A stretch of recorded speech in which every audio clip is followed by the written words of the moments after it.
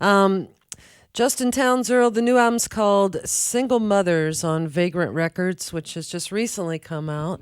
And was hoping maybe you could talk about the title. Is that Single Mothers? Is that the theme, would you say? Or Yeah, I think it's the theme. I think it's the idea of I grew up with a single mother, so and of course there are terrible, terrible single mothers out there.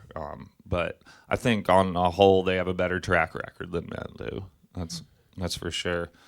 And I think growing up with a single mother, seeing the struggles of a very blue collar single mother that drove trucks and worked on loading docks and things like that was, I saw a woman who was educated but could not find anything above that in the workforce at that point. And so I kind of watched, and I actually paid attention, and that I watched the cards get stacked against her, and so that created a very.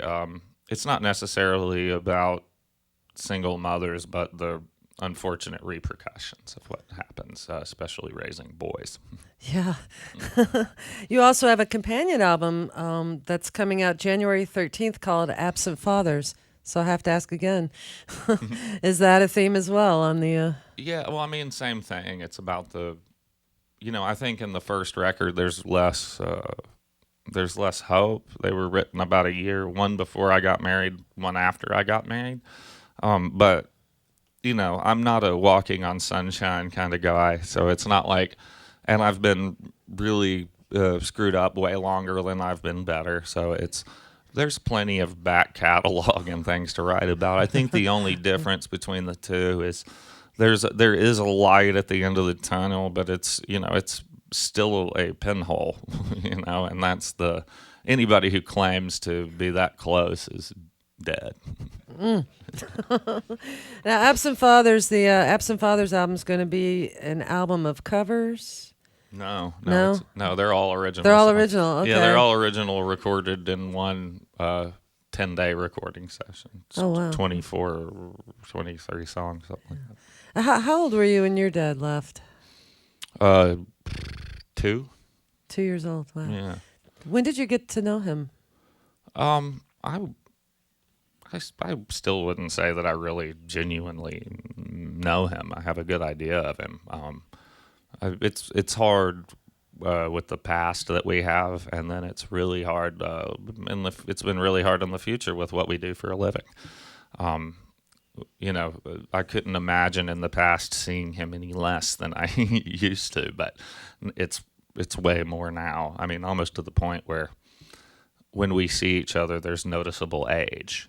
A noticeable change in both of our ages, and that's pretty strange but there's literally that much. I mean, especially with the state of the music industry right now, people don't understand it, but the festivals are really starting to destroy club touring because the kids blow all their money all summer, and then it comes to this time of year where it's traditionally the peak of touring season, and nobody spends money on tickets. And so it's going to be strange to see what happens in the near future. I mean, club shows may disappear completely. I mean, like, genuinely.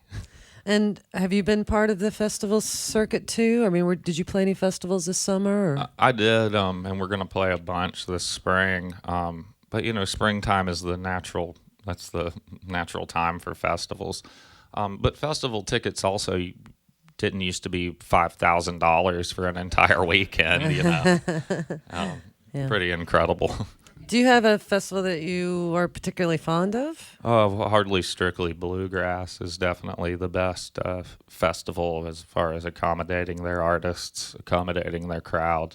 And where's that? It's in San Francisco. It's 100% free festival in Golden Gate Park. It was endowed to the city by a guy named Warren Hellman, who was a large hedge fund runner, manager, and he was a huge bluegrass fan his entire time growing up, and so he started the festival, and then endowed it to the tune of, I believe, about $4 million a year for the next 17 years, with an extension to be decided upon by his grandchildren.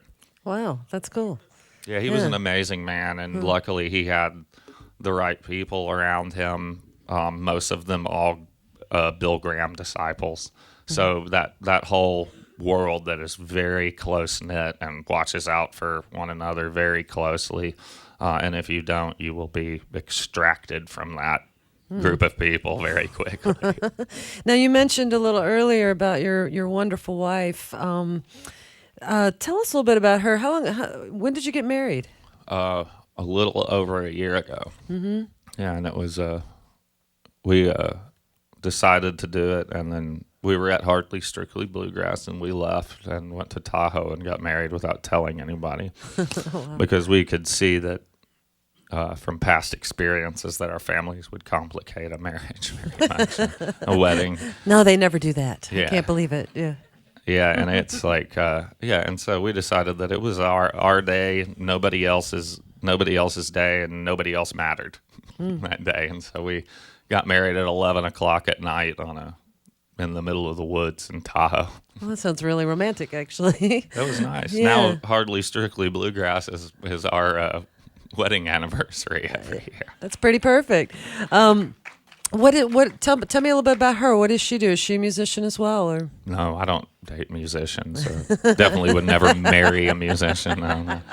I don't need somebody living with me that has the exact same psychoses that I do. My wife is a movement teacher. She teaches gyrotonics and gyrokinesis, which is a way advanced form of basically Pilates and yoga. Instead, not based on linear movement, smooth movements, and she was also a professional skier before that, like X Games level. Wow. Skier and snowboarder.